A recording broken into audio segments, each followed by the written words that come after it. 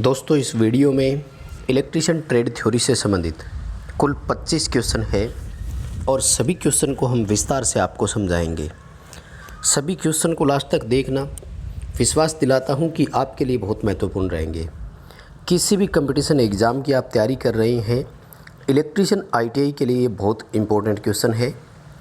दोस्तों वैसे हमने इस सीरीज़ को नाम दिया है PSPCL और PSTCL के असिस्टेंट लाइनमैन और असिस्टेंट सब स्टेशन एग्ज़ाम के लिए।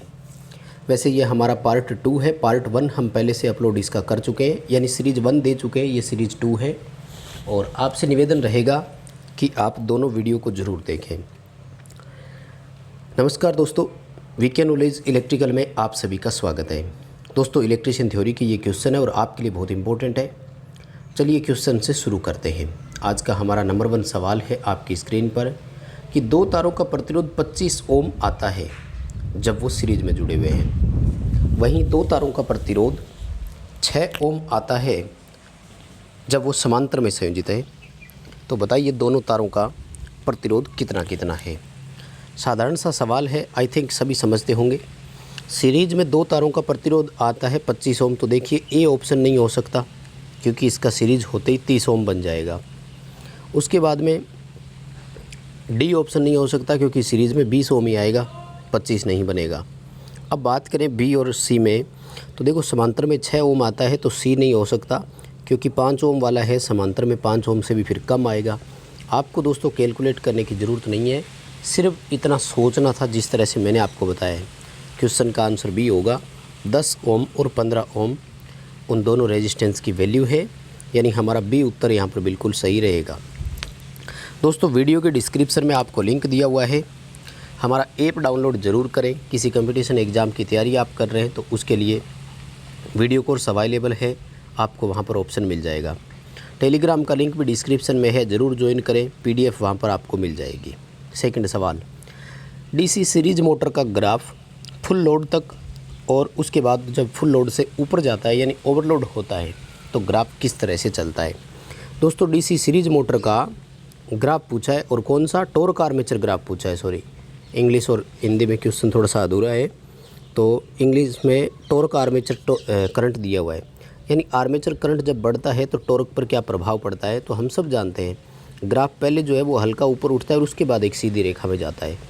दोस्तों जब फील्ड पोल सैचुरेट होने से पहले की बात करें तो ग्राफ के इस आकृति को पैराबोला कहा जाता है, और फील्ड पोल सैचुरेट होने के बाद अगर देखा जाए तो ग्राफ एक सीधी रेखा में होता है, इसे स्ट्रेट लाइन कहा जाता है।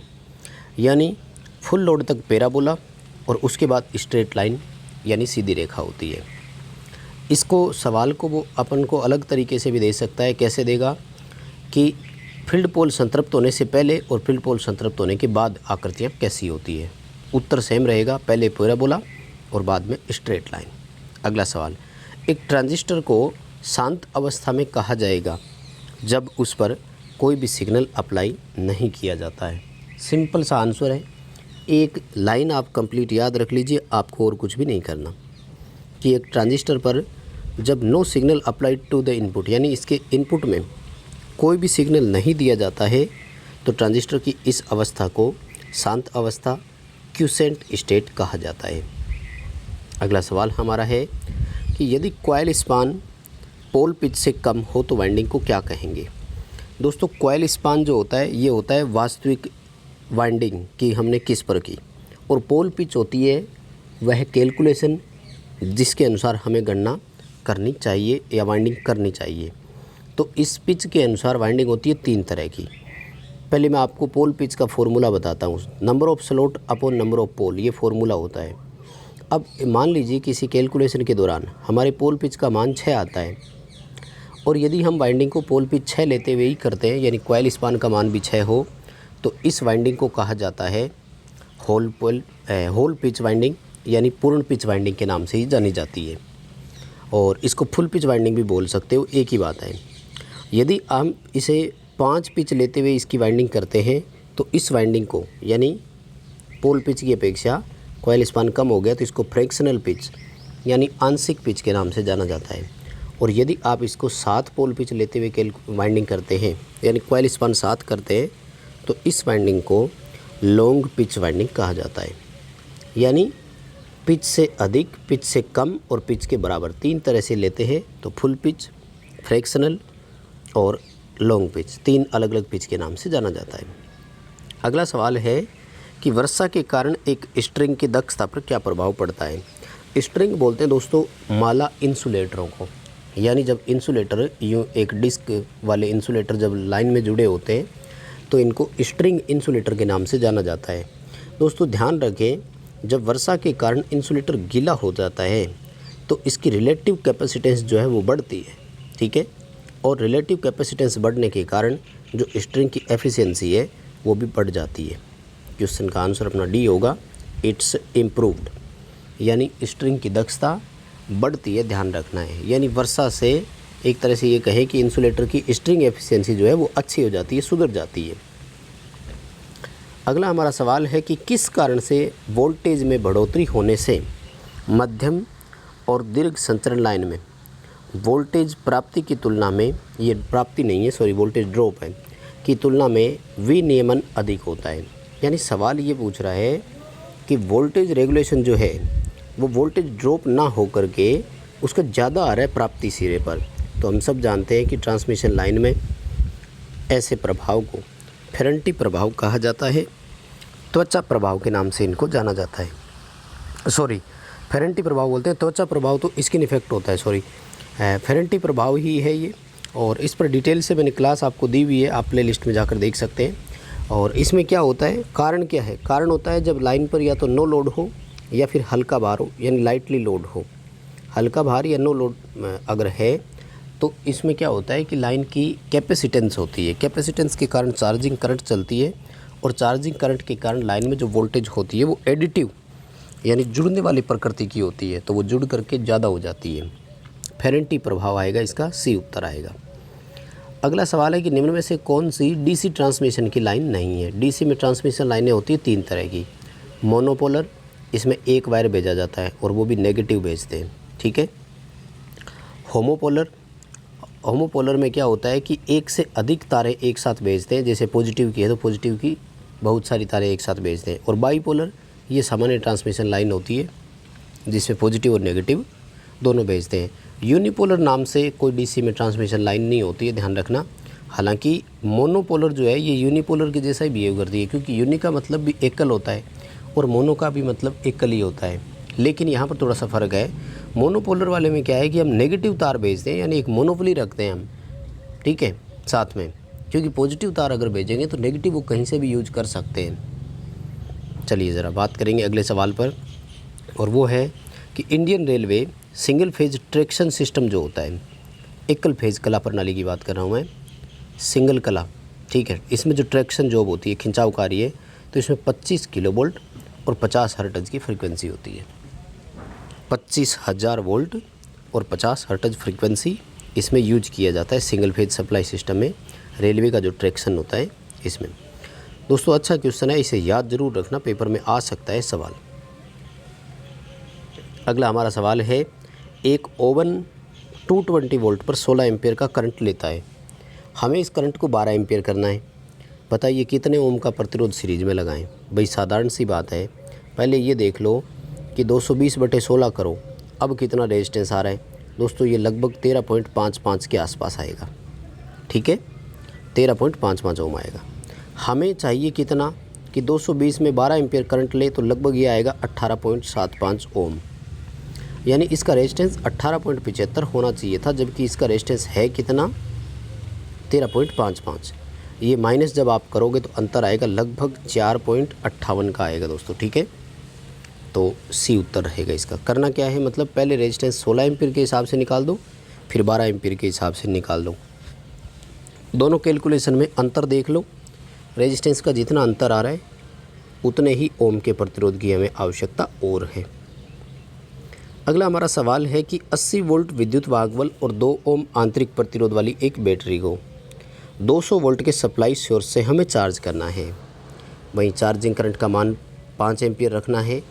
सीरीज में लगने वाले प्रतिरोध का मान बताइए कितना होगा। अच्छा क्वेश्चन है दोस्तों, ध्यान से देखना। देखो 200 वोल्ट हमने देने हैं, ठीक है, 80 वोल्ट तो बैटरी ले जाएगी, कोई दिक्कत नहीं है। लेकिन 2 ओम उसका आंतरिक प्रतिरोध है, 5 एम्पीयर की धारा चलेगी तो 10 वोल्ट उसके अंदर और ड्रॉप भी तो हो जाएंगे ना। यानी कुल मिलाकर बैटरी 90 वोल्ट तो ठीक है सहन कर जाएगी। हमें 110 वोल्ट के लिए रजिस्टर लगाना है, ध्यान रखें। प्रतिरोध किस मान के लिए लगाएंगे? 110 वोल्ट के लिए लगाएंगे। धारा कितनी चलेगी? 5 एम्पीयर, क्योंकि प्रतिरोध तो सीरीज में लगेगा ना। 5 एम्पीयर नियत धारा रख के चार्ज करेंगे तो 110/5 कर दो, 22 ओम जो है इसका उत्तर आ जाएगा। यानी हमें क्या करना है, देखिए मैं बताता हूँ आपको। ये बैटरी है, इस तरह से मान लीजिए, ठीक है। और हमें यहाँ सीरीज में प्रतिरोधक लगाना है, यहाँ पर ये है आपका 200 वोल्ट सप्लाई सोर्स है, तो 80 वोल्ट तो बैटरी चार्ज होने में ले रही है और 10 वोल्ट इसके अंदर ड्रॉप हो रहे हैं। कुल मिलाकर बैटरी 90 वोल्ट ले गई, तो 110 वोल्ट यहाँ ड्रॉप हो जाए, 90 वोल्ट बैटरी का है, हो गए 200 वोल्ट। उत्तर आएगा बी 22 ओम। अगला सवाल है दोस्तों हिस्टैरिसीस हानि के बारे में। अच्छा सवाल है और शायद आप सभी जानते हैं। हिस्टैरिसीस हानि का फॉर्मूला दिया हुआ है। सवाल पूछा कि ये फॉर्मूला दिया किसने था, यानी हिस्टैरिसीस हानि का इस तरह का फॉर्मूला कि हिस्टैरिसीस हानि एक सर्किट में बस इतनी ही होगी, इस फॉर्मूले के अनुसार निकाल दो। तो ये दिया किसने था? तो दोस्तों इसको स्टेनमेंटज फॉर्मूले के नाम से जाना जाता है। स्टेनमेंटज हिस्टैरिसीस फॉर्मूला कहा जाता है, इसको ध्यान रखना, ठीक है। क्या फॉर्मूला था? हिस्टैरिसीस नियतांक इंटू BM की power 1.6 into F into V, है ना। BM का मतलब है मैक्सिमम फ्लक्स डेंसिटी, F का मतलब फ्रीक्वेंसी और V का मतलब है यहाँ पर वॉल्यूम। वॉल्यूम यानी आयतन, वोल्टेज नहीं है, ध्यान रखना। दोस्तों अगला सवाल पूछा कि इंडियन इलेक्ट्रिसिटी रूल 1956 जो थे उसमें वो कौन सा नियम है जो हमें ये कहता है कि मोटर, जनरेटर, ट्रांसफार्मर या कंट्रोल इक्विपमेंट जितने भी हैं उनके मेटल फ्रेम को, यानी उनकी धात्विक बॉडी जो होती है उसको ग्राउंड करना बहुत ज़रूरी है। तो ऐसा नियम नंबर 61 में कहा गया है। अब ये आपको याद करने पड़ेंगे दोस्तों। 1956 में बहुत सारे रूल रेगुलेशन बाहर आए थे, अगर आप चाहें तो आपको इंटरनेट पर मिल जाएगी और लगभग 860 पेज की PDF है। 860 पेज की PDF है, उस पूरी PDF को आप डाउनलोड करें और इजीली पूरे नियमों को पढ़ सकते हैं। अगला सवाल है कि एक इनफाइनाइट बस बार में क्या होना चाहिए? दोस्तों अनंत बस बार जो होती है ना वो जनरेटर से जुड़ी हुई होती है, उसको बोलते हैं। तो इसमें वोल्टेज और फ्रीक्वेंसी हमेशा नियत रहते हैं, ध्यान रखना। कांस्टेंट वोल्टेज और कांस्टेंट फ्रीक्वेंसी पर ये ऑपरेट की जाती है हमेशा। इसको अनंत बस बार कहा जाता है। ए ऑप्शन आपका इसमें सही रहेगा। अगला सवाल है दोस्तों ट्रांजिस्टर के न्यूमेरिकल के बारे में कि कॉमन बेस ट्रांजिस्टर है जिसमें कलेक्टर करंट यानी IC का मान दिया हुआ है और बेस करंट का मान भी हमें दिया हुआ है। हमसे अल्फ़ा पूछा गया है। दोस्तों अल्फ़ा ज्ञात करने के लिए फ़ॉर्मूला होता है कलेक्टर करंट और एमीटर करंट का अनुपात। कलेक्टर करंट हमें दिया हुआ है, एमीटर करंट नहीं दिया हुआ, यानी हमें एमीटर करंट ज्ञात करनी पड़ेगी। और ट्रांजिस्टर में एमीटर करंट ज्ञात करना बड़ा आसान है। इसके लिए फ़ॉर्मूला होता है कलेक्टर करंट और बेस करंट का योग कर दो। अब दोनों करंट हमें सीधे दिए हुए, लेकिन एक प्रॉब्लम है कि दोनों की यूनिट अलग अलग है।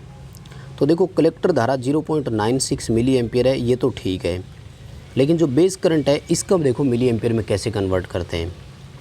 40 माइक्रो लिखा हुआ है, तो हम इसमें माइक्रो की जगह अगर मिली करेंगे तो 3 जीरो तो वैसे इसके कम हो जाएंगे और फिर 3 का इसमें भाग दे दो, यानी हम इसमें 0.04 मिली एम्पियर लिख सकते हैं, ठीक है। 0.04 मिली एम्पियर लिख सकते हैं। इन दोनों को जब आप जोड़ते हैं तो उत्तर बनेगा 1 मिली एम्पियर, यानी एमीटर करंट का मान कितना हो गया? 1 मिली एम्पियर हो गया। अब देखो एमीटर करंट अपने पास आ गया तो अल्फ़ा ज्ञात कर देंगे ना, कलेक्टर करंट बटे एमीटर करंट, ठीक है। कलेक्टर करंट 0.96 है और एमीटर करंट 1 है, तो अल्फ़ा का मान कितना आया? 0.96 आ जाएगा।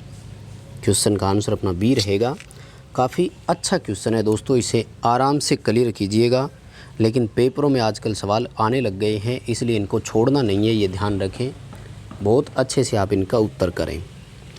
अगला सवाल, करंट गेन 100 है, वोल्टेज गेन इकाई से कम है, आउटपुट प्रतिरोध 50 ओम है। ये किस प्रकार के ट्रांजिस्टर के अभिलक्षण है, किस प्रकार के ट्रांजिस्टर की विशेषता है? अब देखो करंट गेन इकाई से अधिक किस में होती है? कलेक्टर कॉमन में भी होती है और कॉमन एमीटर में भी होती है। कॉमन बेस में तो नहीं होती, कॉमन बेस में इकाई से कम है। इसका मतलब डी और बी उत्तर तो नहीं होगा, कन्फर्म हो गया। अब ए करें कि बी सी करें, ये देखो ध्यान से। वोल्टेज गेन इकाई से कम दे दिया। कॉमन एमीटर जो है ना दोस्तों, इसकी करंट गेन, वोल्टेज गेन और पावर गेन तीनों इकाई से अधिक होती है, ठीक है ना। जबकि कलेक्टर करंट जो कॉमन कलेक्टर जो होता है, इसमें करंट गेन जो होती है वो गामा कहलाती है। सबसे अधिक करंट गेन कॉमन कलेक्टर से ही मिलती है, सबसे कम कॉमन बेस से मिलती है और कॉमन एमीटर से भी अच्छी मिलती है क्योंकि बीटा मिलती है। मैं आपको एक बार और बता दूं, कॉमन बेस की इकाई से कम होती है और अल्फा होती है। कॉमन एमीटर की बहुत अधिक होती है, बीटा होती है। लेकिन कॉमन कलेक्टर की जो है ना वो सबसे अधिक होती है और वो कहलाती है गामा, जो कि बीटा +1 के बराबर है। यानी बीटा 500 है तो ये 501 होगी, ठीक है। और वोल्टेज गेन की बात करें तो कॉमन बेस में सबसे अधिक वोल्टेज है, कॉमन कलेक्टर में सबसे कम है, कॉमन एमीटर में मध्यम होता है। खैर अभी हमारा उत्तर ए रहेगा, कॉमन कलेक्टर रहेगा इसके लिए सही आंसर अपना। अगला सवाल है कि क्लास ए एम्पलीफायर की मैक्सिमम एफिशिएंसी कितनी होती है और इसकी वास्तविक दक्षता मैक्सिमम एफिशिएंसी से हमेशा। तो देखो, जो क्लास ए एम्पलीफायर होती है इसकी दक्षता 35 से लेकर 50% तक होती है। इसका मतलब मैक्सिमम कितनी हो सकती है, 50%। लेकिन वास्तव में जो दक्षता होती है वो कभी भी इसकी 50% होती भी नहीं है। वो कितनी होती है, 50 से कम ही होती है। सी उत्तर होगा। यानी मैक्सिमम एफिशिएंसी 50% होती है और एक्चुअल एफिशिएंसी हमेशा इससे कम होती है। इससे बोले तो 50% से कम होती है। वास्तव में ये 35, 40, 45% के आसपास होगा।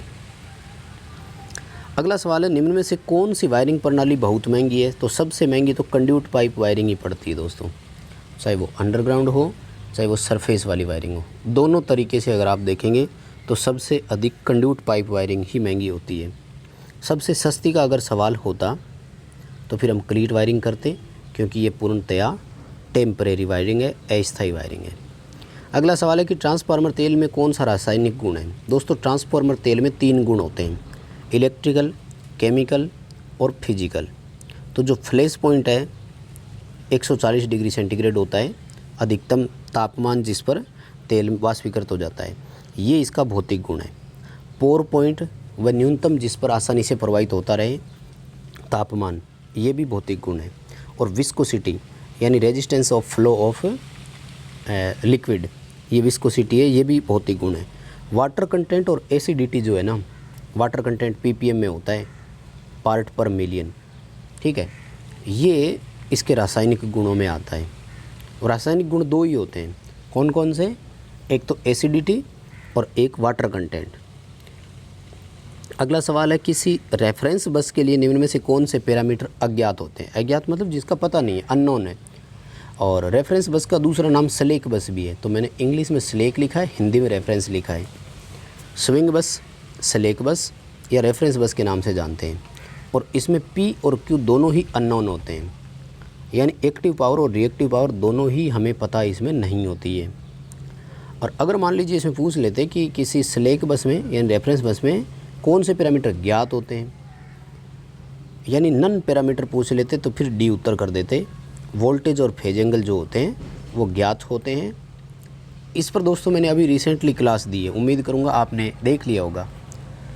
अगर आपने नहीं देखा तो 10 बार का वीडियो आपको मिल जाएगा पूरा कंप्लीट, आप ज़रूर देखें। अगला सवाल है, ट्रांसफार्मर का इंडक्टिव रिएक्टेंस किस बात पर निर्भर करता है। दोस्तों इंडक्टिव रिएक्टेंस लीकेज फ्लक्स पर डिपेंड करता है, ये ध्यान रखना। ट्रांसफार्मर में मैक्सिमम जितना ज़्यादा लीकेज फ्लक्स होगा उतना ही ज़्यादा इसमें इंडक्टिव रिएक्टेंस होगा, तो ए आएगा। और लीकेज फ्लक्स वो होता है जो केवल प्राइमरी बनाती है और सेकेंडरी से जुड़ नहीं पाता है, या केवल सेकेंडरी बनाती है और प्राइमरी से नहीं जुड़ पाता है। एक म्यूचुअल फ्लक्स होता है और एक लीकेज फ्लक्स होता है, ध्यान रखना, दोनों उत्तर अलग अलग है। अगला सवाल है, भार वर्दी में स्थिर गति किसकी है। तो सब जानते हैं शंट मोटर की गति जो है वो नियत रहती है, डी उत्तर आ जाएगा, इसमें तो कोई दिक्कत है ही नहीं। और नेक्स्ट हमारा सवाल है कि कौन सा पावर प्लांट ऐसा है जिसमें स्टैंड बाई लॉस जो है वो 0 है। तो ऐसा जो पावर प्लांट है वो हाइड्रो इलेक्ट्रिक है। कौन सा, जल विद्युत उत्पादन वाला। इसमें आपको अलग से कोई लॉस नहीं होता, यानी अगर प्लांट बंद भी पड़ा है या कोई पंप या सिस्टम इसका स्टैंड बाई है तो भी आपको इसमें कोई लॉस नहीं होता, क्योंकि स्टैंड बाई कुछ होता ही नहीं है एक तरह से। अगला सवाल है कि पावर सिस्टम में उत्पन्न होने वाला सबसे सामान्य दोष कौन सा है। दोस्तों कॉमन फॉल्ट जो सबसे ज़्यादा आता है ना वो आता है लाइन टू ग्राउंड, यानी कोई ना कोई लाइन जो है ना वो ग्राउंड होती है, टूट करके गिर करके कैसे न कैसे हुई।